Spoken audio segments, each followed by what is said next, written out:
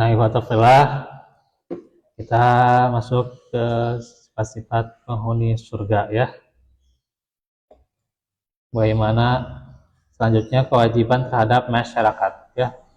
Bahwa para penghuni surga itu senantiasa melakukan amal-amal kebaikan-kebaikan pada masyarakat ya.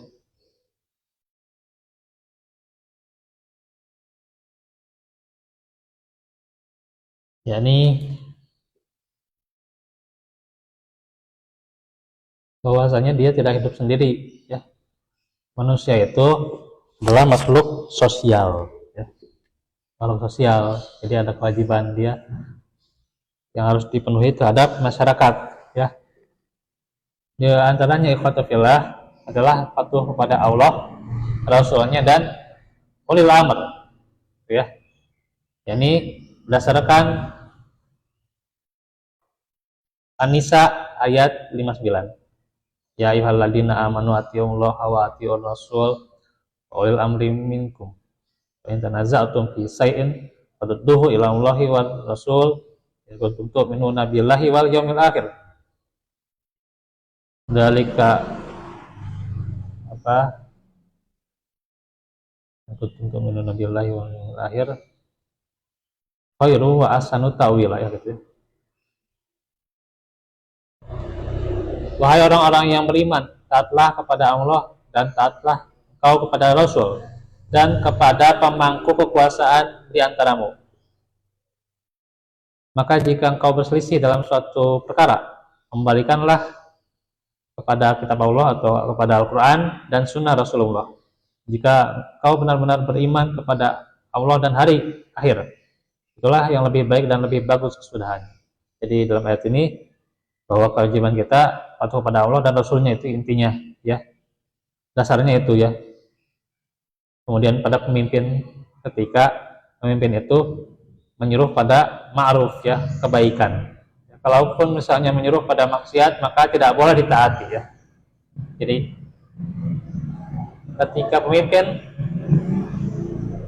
menyuruh pada kemusyrikan atau pada akhlak yang tercela, jangan ditaati ya, jangan dipatuhi, nggak boleh ya. Nah, itu diantaranya. Dan juga kita harus bersatu ya. Dalam surah Ali Imran bahwa dikatakan wa atasimu billahi jami'an wala tafarraqu, dan berpegang teguhlah engkau sekalian dengan tali Allah dan janganlah engkau tercerai-berai, dan seterusnya ya. Bisa dibaca di Ali Imran ayat 103 ya. Ada Allah fabayna qulubikum asbatum bi ni'matihi ikhwana kuntum ala safahu fatim minan nari dan kuntum minha, dan seterusnya gitu ya. Lumayan gitu ya.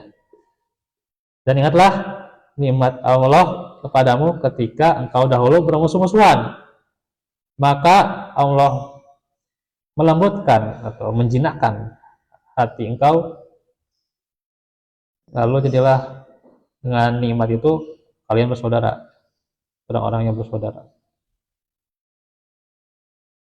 Padahal dahulunya engkau berada di tepi jurang neraka, maka dia menyelamatkan engkau daripadanya. Al-ayah. Jadi harus bersatu, berjamaah ya. Berjamaah di sini tentu ya, bukan berarti yang namanya jamaah adalah harus masuk lembaga tertentu, ormas tertentu, enggak gitu. Enggak. Itu mah kembali pada pilihan masing-masing, dan yang terbaik tentunya bagaimana kita senantiasa ya di dalam negeri itu ya, kita sebagai warga yang dipimpin juga oleh pemimpin kita, itu yang kita ikuti. Bila sesuai tadi ya, dengan seruan Allah dan Rasulnya. Itu intinya, ya. Apakah kalau yang namanya lembaga ormas, terus apa lagi Kak? Ya, lembaga ormas, terus apalagi yang namanya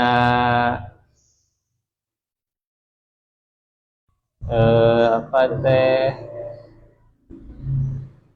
ya yang jadi jamiah disitulah gitu ya, ormas ormas Islam lah gitu ya, organisasi masyarakat Islam, itu mah adalah wadah gitu ya. Itu mah wadah gitu ya, gitu wadah. Cuman memang ada faedahnya juga kita masuk ormas, ada gitu, ada faedahnya ya. Itu mah silahkan saja, ya itu pilihan gitu ya gitu.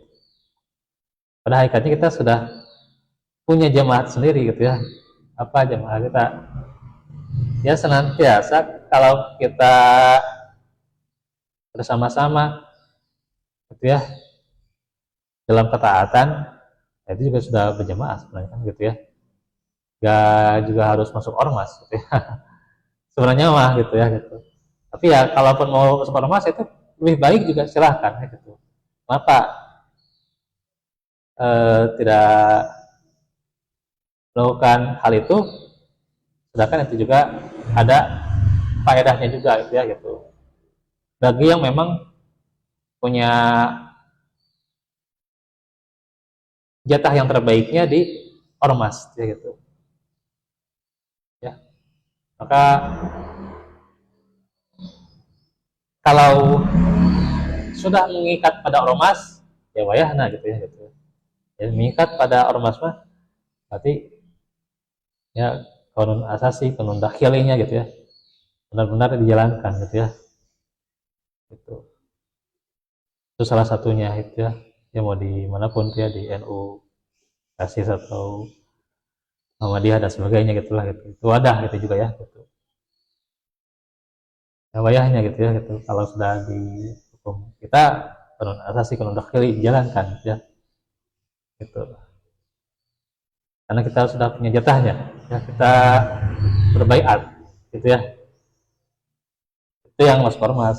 Kalaupun ya tidak itu ada. Dan jangan jadi patokan kebenaran juga ya. Jadi patokan kebenaran ya sudah, kalau yang benar itu ormas saya gitu. Enggak juga gitu. Jangan jadi patokan kebenaran hanya karena sebuah ormas gitu ya. Gitu. Jangan saling berselisih gitu ya. Gitu. Hanya karena sebuah ormas gitu ya.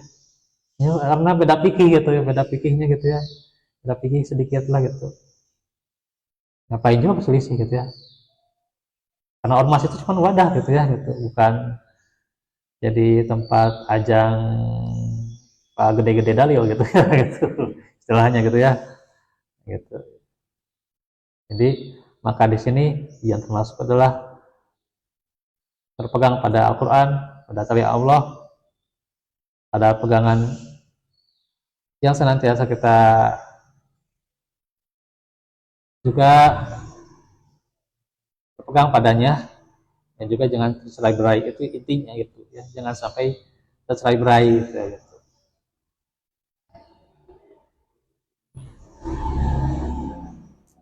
Kemudian ikhwatullah, memilih pemimpin gitu. Orang yang memilih Allah dan Rasulnya dan memilih orang-orang yang beriman sebagai pemimpinnya,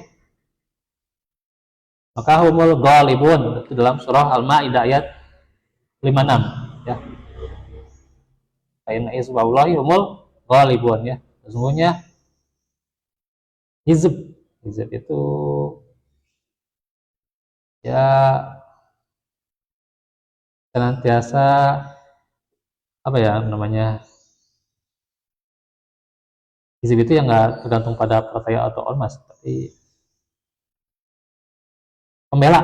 Nah, hizb itu adalah pembela, pembela Allah, itulah yang menang ya. Pembela agama Allah itulah yang menang. Nah, hizb itu pembela ya. mau masuk ormas atau tidak, yang penting dia membela agama Allah gitu. Maka milih pemimpin, pilihlah pemimpin yang Islam, ya, jangan milih pemimpin yang kafir, dan adil, amanah, ya, dan jujur gitu ya, punya sifat-sifat yang sifat-sifat Rasul gitu ya, gitu, sidik, amanah, tabligh, petonah, gitu ya, dipilih gitu ya, pemimpin itu. Itulah yang Allah berikan kebahagiaan. Dan yang keempat adalah mengikat persaudaraan, di mana dalam surah Al-Hujurat ayat 10, innamal mu'minuna ikhwah faslihu baina akhwaikum wattaqullaha la'allakum turhamun. Bahwasanya orang mukmin itu bersaudara, karena itu damaikanlah antara dua saudaramu yang berselisih, dan bertakwalah kepada Allah agar engkau mendapat rahmat. Jadi seorang mukmin itu bersaudara dimanapun dia berada, jadi tidak patut kita bermusuhan dan punya rasa dendam, gitu ya. Nah, selanjutnya juga nanti bermusyawarah, berbuat kebaikan, amal soleh, dan saling tolong menolong, ya. Ya, rujukannya tinggal dibaca ya, Asy-Syura ayat 38, Al-Baqarah 177 ya. Terus An-Nahl ayat 97 ya. Terus Al-Maidah ayat 2 ya. Itulah amalan-amalan yang menjadi kunci masuk surga, ditambah lagi dianjurkan yang sunnahnya juga ya. Maka seseorang memperoleh surga di tempat yang tinggi, misalnya mendirikan sholat fardu pada waktunya, menambahnya dengan sholat-sholat sunnah, dan perbanyak bacaan zikir, salawat, bacaan Al-Quran ya. Iman dan takwa membuahkan perilaku kebaikan bagi semua pihak. Sholat yang benar dan khusyuk mencegah perbuatan keji dan munkar. Para pemimpin dan pejabat yang beramal ma'ruf dengan menegakkan kebenaran dengan kekuasaannya, gitu ya. Para hartawan, pengusaha dan konglomerat bisa beramal dengan harta bendanya, dengan zakat, infak, sedekah, dengan berbagi, dengan tolong menolongnya, ta'awun, dengan al-ithar, kan kemarin sudah dijelaskan ya, al-ithar. Terus juga para ulama beramal dengan ilmunya, ajarkan ilmunya gitu ya. Para fakir miskin sabar dengan kemiskinannya. Berat. Bersabar dengan kemiskinannya gitu ya, para fakir miskin. Dengan keadaannya gitu ya. Ya bersabar, nanti Allah berikan kecukupan gitu ya. Itulah ya, itu juga amalan penghuni surga, itu juga harus bersabar ya gitu. Jangan terlalu kepelutus ya. Ya miskin-miskin baik gitu baik gitu ya. Gitu ya. Nah, terus seorang anak juga berbakti pada orang tuanya, seorang istri patuh dan berbakti pada suaminya. Itulah ya kunci-kunci masuk surga. Tentang surga sudah beres ya. Hanya saja bagaimana nantinya kita membangun rumah di surga. Nanti itu ada penjelasannya lebih lanjut ya. Insya Allah ya. Dan juga nanti kita sambil menjelaskan tentang neraka. Wah, ini ngeri ini Kak. Jelasan ya, tentang neraka ya. Aduh. Kemarin bahagia tentang surga gitu ya. Sekarang tentang neraka gitu ya. Nah, insya Allah gitu ya. Nah, ini harus senantiasa kita banyak beristighfar, banyak bertobat, dan juga banyak minta maaf, banyak maafkan, itu intinya gitu ya. Senantiasa kita hindari perilaku-perilaku yang menyebabkan orang itu masuk neraka gitu ya gitu. Karena neraka adalah tempat tinggal penuh kesengsaraan ya. Paling sengsara itulah di akhirat itu ya. Paling sengsara. Tidak akan kuat orang itu di neraka ya. Ya. Dan malaikat juga takut pada neraka gitu ya. Ini mah manusia cuma berani saya sebagai penjaga gawang di neraka. Oh, Masya Allah gitu, ada manusia sih gitu ya. Gitu. Aliran sesat ya gitu. Katanya penjaga gawang neraka gitu dia itu.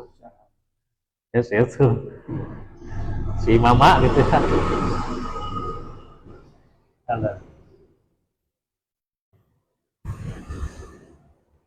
Padahal malaikat juga takut pada neraka gitu ya gitu. Tuh. Ini ukuran malaikat takut pada neraka, harusnya manusia lebih takut lagi gitu ya. Iya, bahkan bahkan neraka, apa itu bahan neraka? Yaitu adalah manusia dan batu. Allah ya, itu dalam Al-Baqarah 29 nanti ada penjelasannya ya. Gitu, keadaan di neraka, jembatan di neraka ya. Ada ya, sirot ya. Nama-nama neraka nanti dijelaskan. Keadaan penghuni neraka juga dijelaskan nanti ya. Maka ikhwatullah, tentunya pelajaran ini senantiasa menjadikan kita orang-orang yang baik, orang yang beramal soleh, agar kita juga bukan hanya jadi penghuni surga, tapi jadi orang-orang yang terbaik di sisi Allah Subhanahu wa Ta'ala, dan juga menjadikan kita semakin bertakwa pada Allah Subhanahu wa Ta'ala, karena yang terbaiknya adalah yang bertakwa dan senantiasa bertakwa, kemudian mengimplementasikan ya, implementasi takwa itu dalam kehidupan kita ya. Jadi kita lanjut lagi esok hari ya. Barakallahu fikum wal afu minkum, aqulu qouli hadza wa astaghfirullah li wa lakum.